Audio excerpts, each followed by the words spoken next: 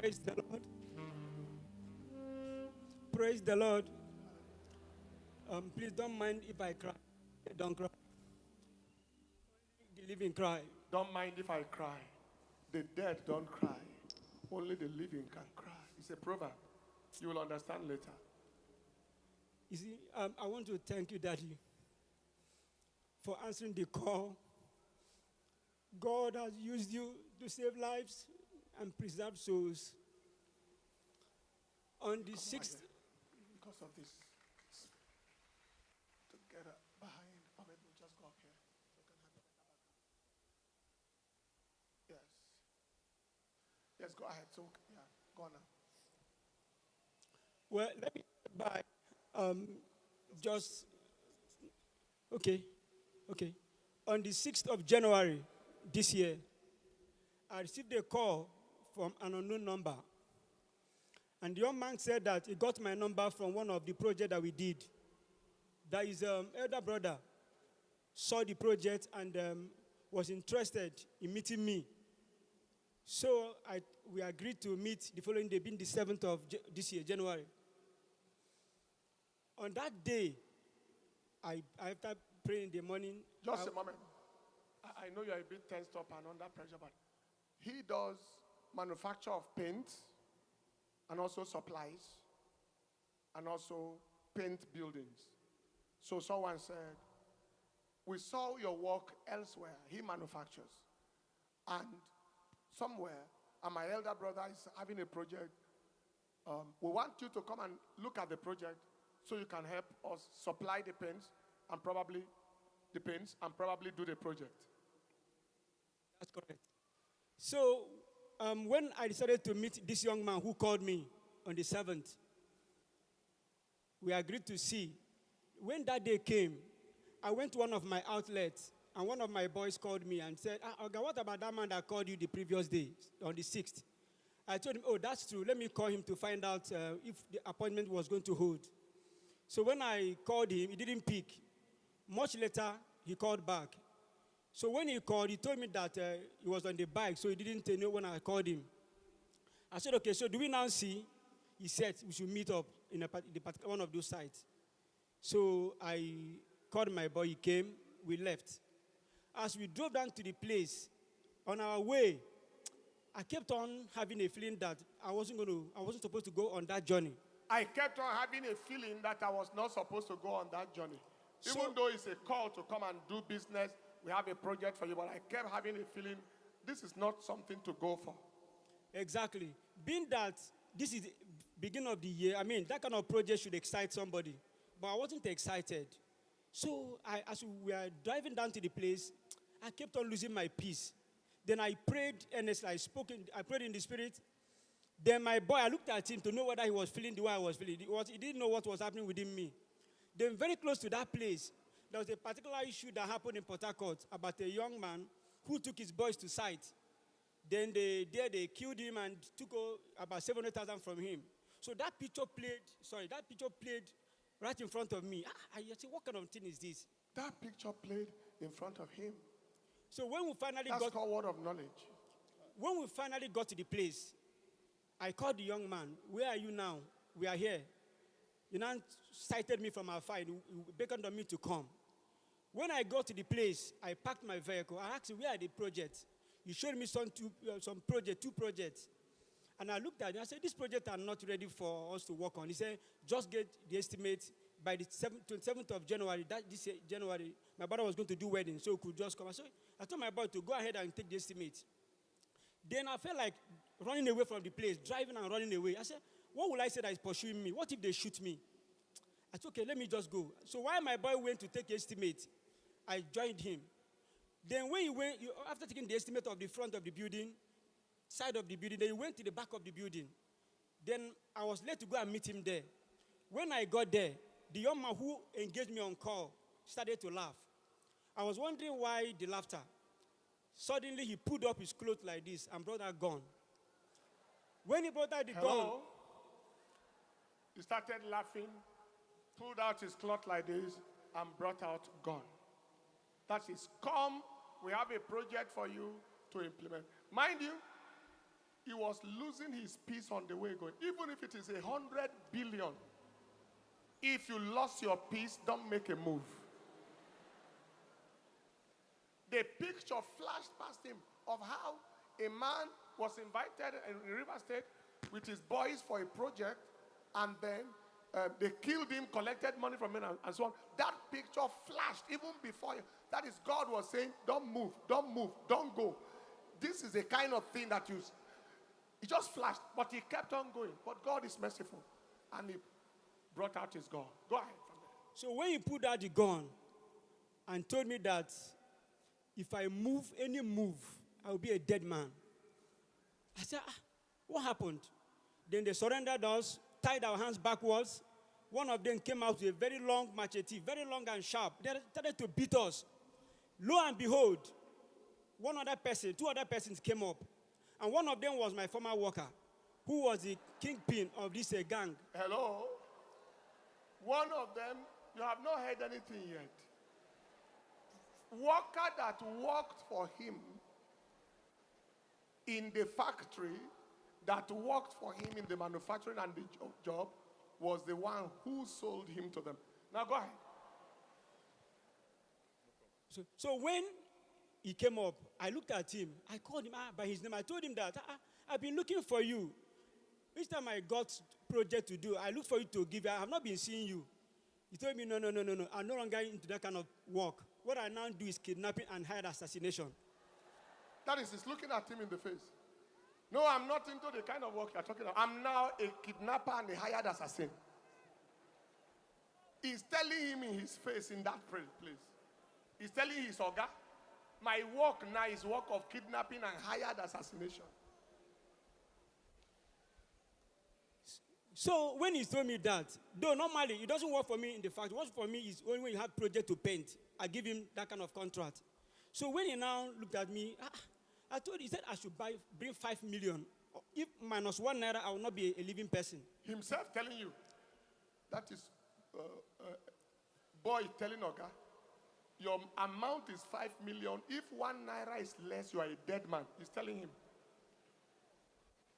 So I told him that, the kind of economy we are in now, there are no money anywhere. He said, how can you say there are no money? He pointed some key project that I did.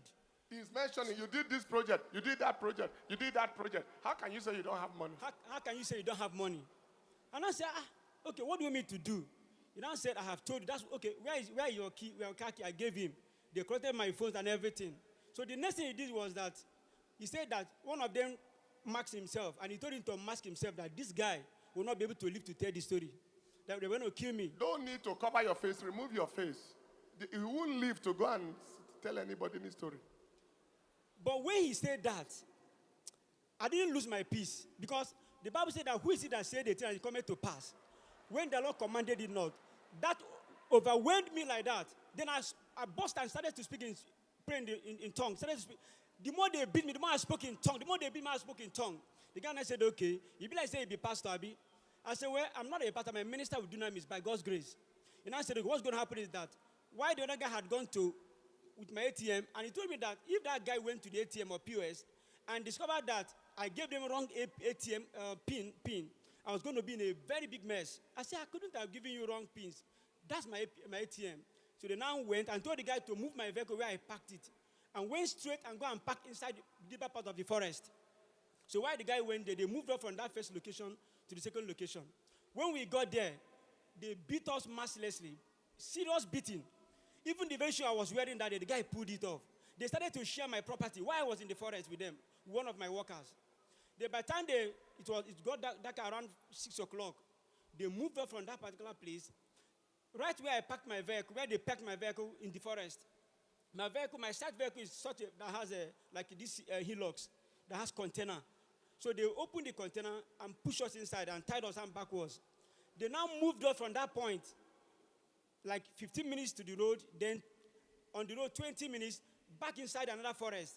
When they got there, they now put us down and said, where is the money? I said, I don't have any money. The one I had on me collected. The one, yeah, with my ATM. He said, Joe, what? I said, okay, except if I make a call. Okay, let me call my wife. I told her my wife is a student. She doesn't have money. She's a doctorate student. And I said, okay. He told us to kneel down. and told his boys to shoot us, to kill us. The boys now said, "Oga, me waste more whether money can come out." Okay, and I said, "Okay, let me just give me the phone. Let me make a call." Why the guy gave me the call to call my wife? Before my wife could reach me, I picked the call. I answered my wife. I told my wife that if he cannot bring 5 million within the next 72 hours, Who picked the phone? The kidnapper, the kingpin, Was now talking to your took wife. my phone from my wife and spoke to my wife that if you cannot bring 5 million within the next 72 hours, you'll never see your husband again. He has been kidnapped. My wife was like, this is not my husband's voice. So there and then, it wasn't up to 30 minutes. They said he should bring 5 million within 72 hours. That's what he told my wife. All right. Within 72 hours. So while that was happening, they were like, what is wrong? Let us kill this guy. Because even before that operation, they already agreed that they were going to make money from me, then kill me. That was the conclusion. So when the guy now told the boy to, after they must have dragged within themselves, okay. Because he knows somebody among them who didn't hide himself. So there's no need for him to leave. Because if he leaves, all of them will be found. So no need to make...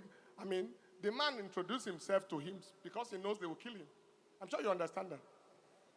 Yeah. So while we were there, he ordered one of the boys to shoot us. Has the 72 hours reached? Sir, it wasn't up to even 10 minutes. They were in a hurry, sir. Tell your wife you should bring money within 72 hours, otherwise your husband is dead. Then 10 minutes later, they ordered their shooting. Not 1 hour.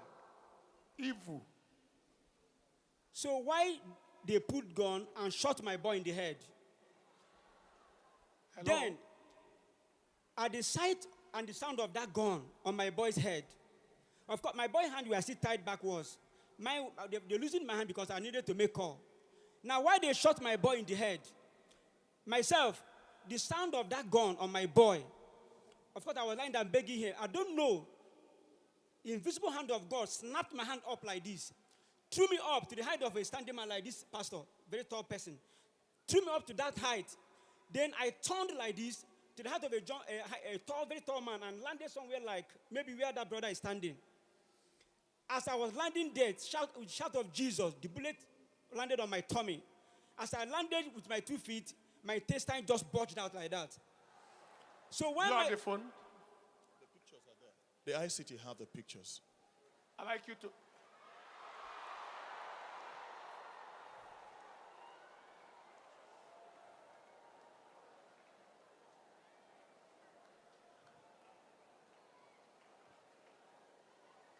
That is the man standing there.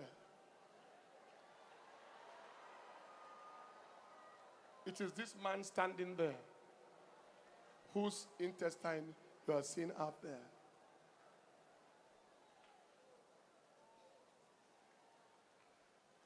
That is the level of disaster in this country. So he landed, pam, intestines out.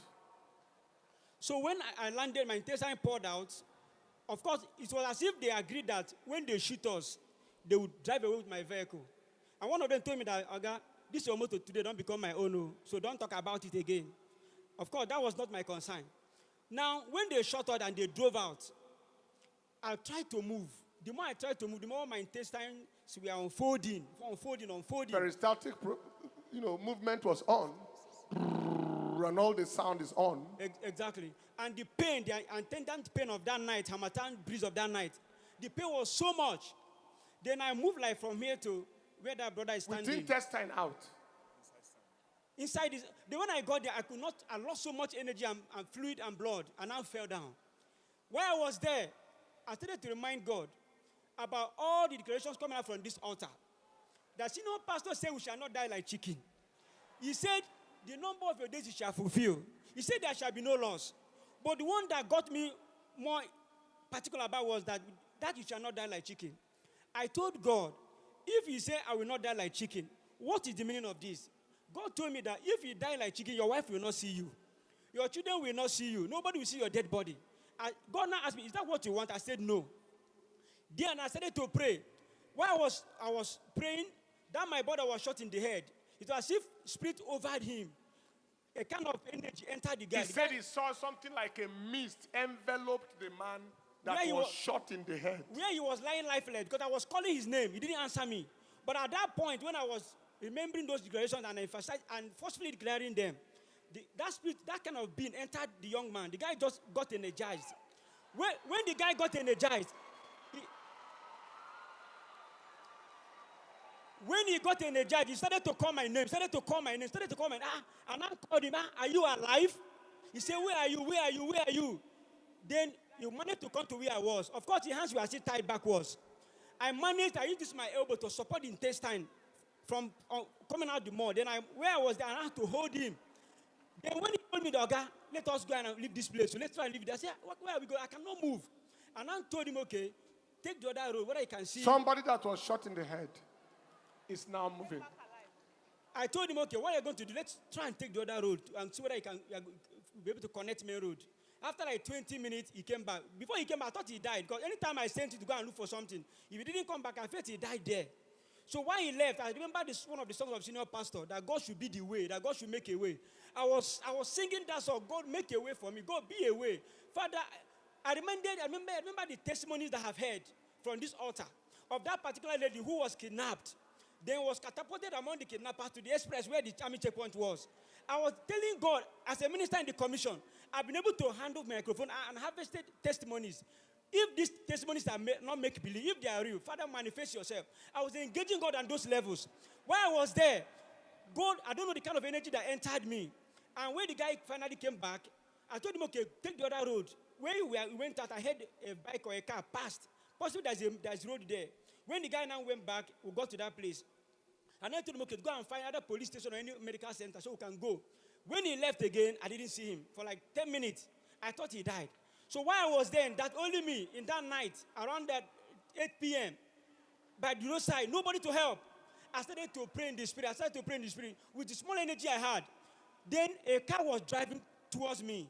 I felt it was my vehicle that those guys were using to come and check whether I was still there. Possibly to finish what they started. I just managed. I told myself, whatever happened, let it be. But I will not die like chicken. While I was on the floor, I raised one of my hands like I was waving like this. Then one of my legs, I was waving so that people could see me by the roadside and by the bush side, by the road. So while I was in that condition, the people, they stopped by and said, what is that man doing there? And I told them I was kidnapped and shot. My vehicle taken away. Please, they should help me. They looked at me and shot in the sky. And went away. I was like, what is happening? Is it war front or something?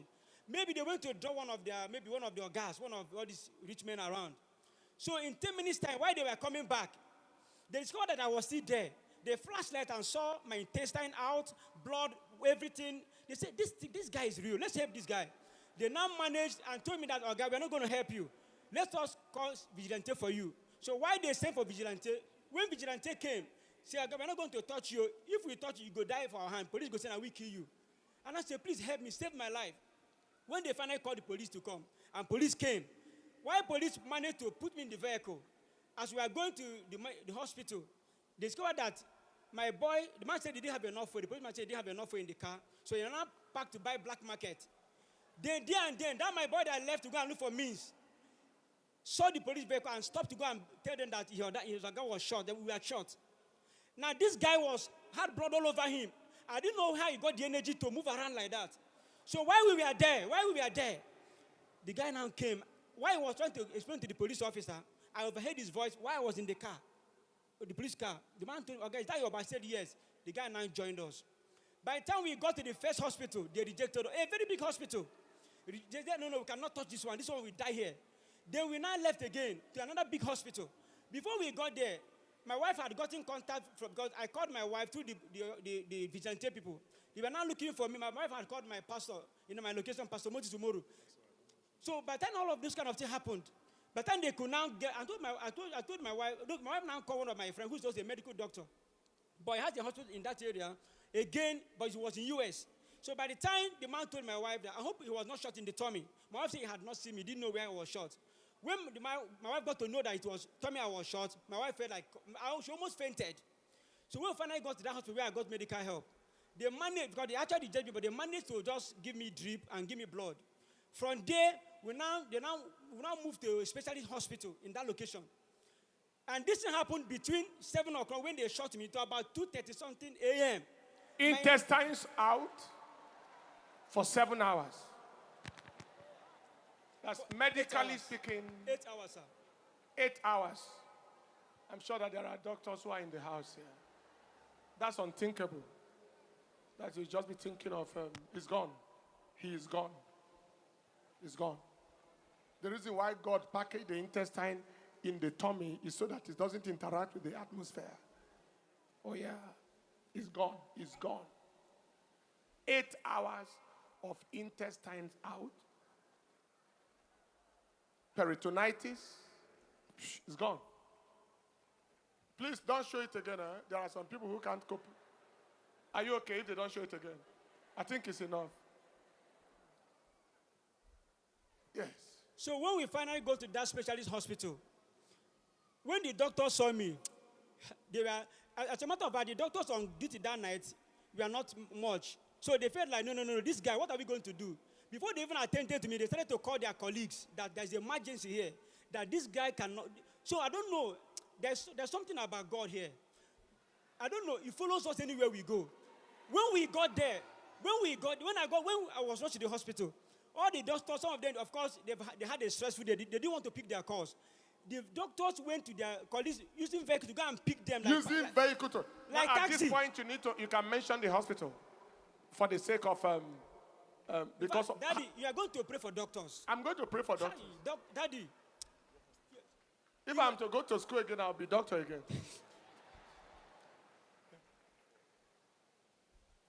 Are you comfortable with me?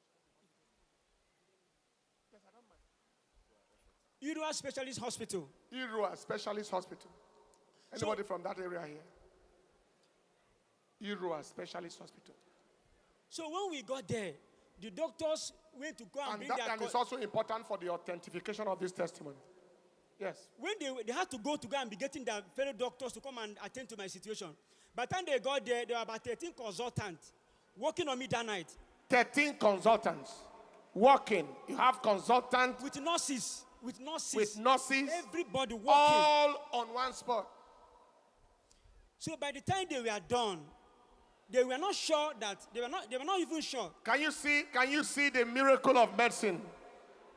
That is the same abdomen that had the intestine out, had a very big laparotomy there, and then the whole thing neatly tucked back in. Can you see? Can you see the miracle?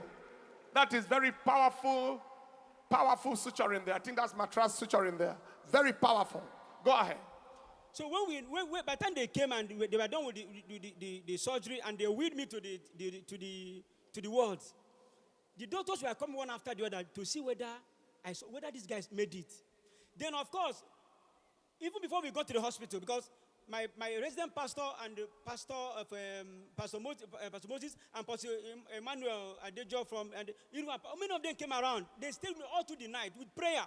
And I think they contacted our senior pastor. So much prayers were going on. By the time they finished and wheeled me to the ward, doctors were coming to see whether the guy made it. One after the day, they were coming to check on me. They were even calling me hero. I said, no, don't call me hero. Jesus is the hero.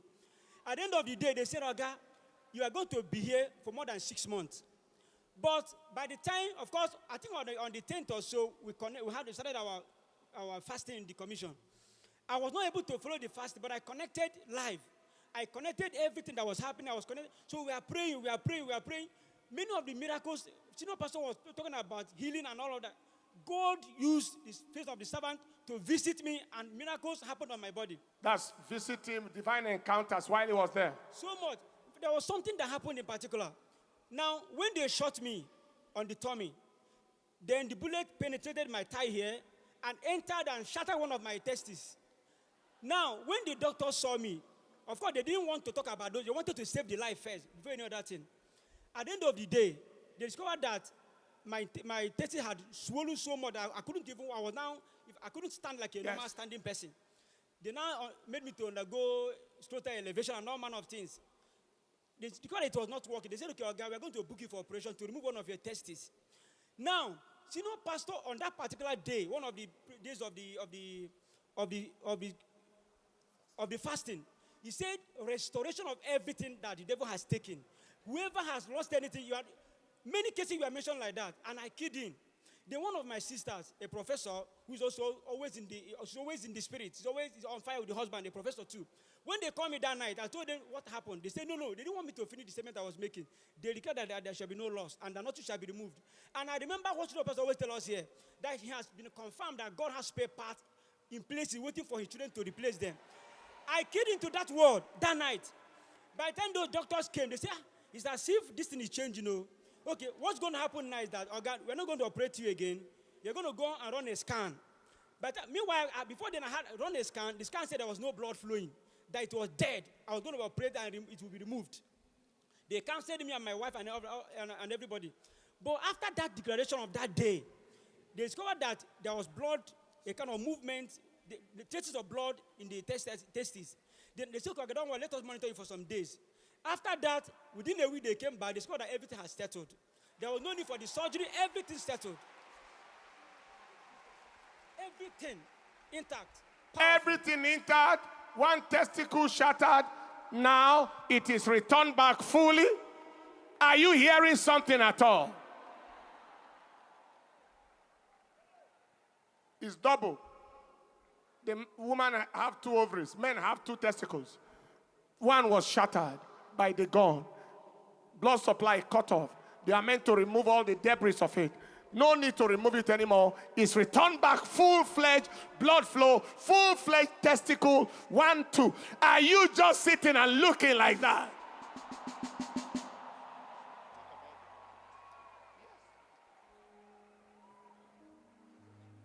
Take your seat. There was something that happened.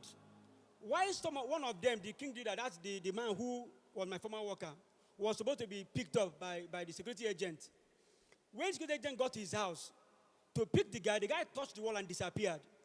So the man called me, said, God, did my IPO. He said, this kind of thing still exists. I said, what be that? He said, look at this young man. We came to pick him for him to touch the wall and disappeared. And I said, okay, now, since intelligence has failed you, we are going to deploy spiritual intelligence. And I called my pastor. My pastor told me, anytime they want to go for any arrest, I must let him know, so we can engage the man in the commission. So on one of the days, senior pastor was in Port Harcourt. Port Harcourt Crusade. Port Harcourt Crusade. My IPO called me that they are going to go and pick the guy somewhere, that they've stated the guy was somewhere. Meanwhile, when the guy left that location, he went to Lagos, he went to Ogun, he went to many places. Finally, when they got to where the guy was helpless. Because when I called my pastor that day, he was in Port Harcourt Crusade, he told me that the environment where he was at the time was going to go in, and the environment of power of God was going to go in, whatever forces they have, against any altar they have working against God's plan for this case will be shattered. I said amen. Why? After speaking with him, I dropped the call. It was not up to 2 hours. The man called me back that the guy has been picked up. The guy has been picked up. The one working for him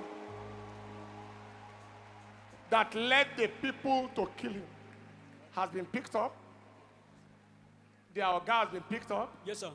Their native doctor has been picked up. Yes, sir. And the man who supplies them, the armorer.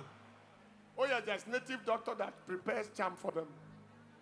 And the person supplying their equipment. They are all, you can't touch lion Peking and live to tell the story. And in the name of Jesus, they shall not go free. Even though we are in a country where cases like this can disappear, they cannot go free. They are dead. They are dead.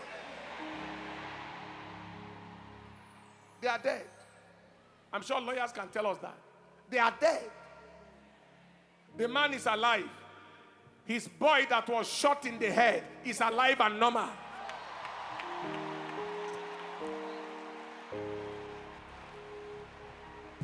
Praise the Lord.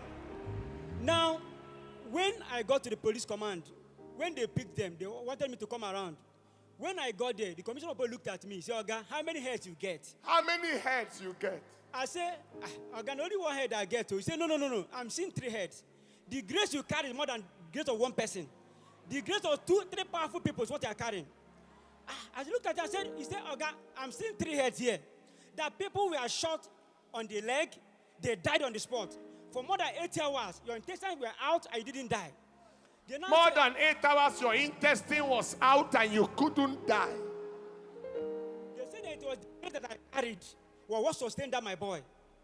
That the gate over me was what kept that boy. That's right. So there are so many things that God did in that. And the intestines was perforated in 8 places. Exactly. The intestine had about 8 perforations, 8 holes that they had to work on them. Then my liver was slightly brushed, but none of everything is okay. No challenge whatsoever. One hole is enough for death. I mean, within 8 hours. Perforated 8 holes. Fecal peritonitis. Death. Stand up on your feet. That's why I wanted you to hear it.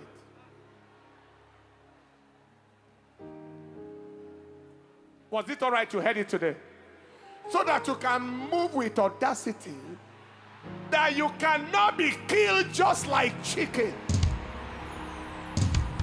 Hey!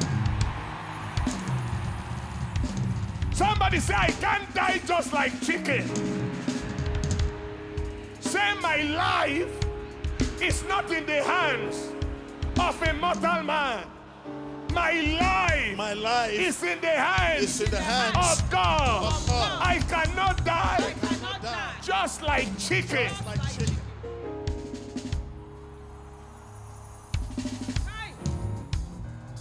God delivers in different ways.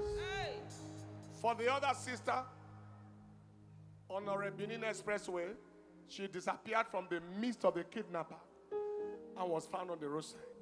For this one, the Lord showed both the kidnapper and the devils that not everybody is killable. Do your worst and go. Let me show you what I can do.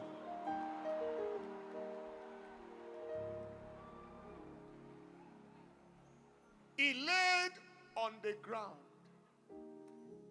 Come. From what he described to me, he laid on the ground with one hand supporting the intestine and the other hand lifted, waving with leg at vehicles. Please see me, I am here.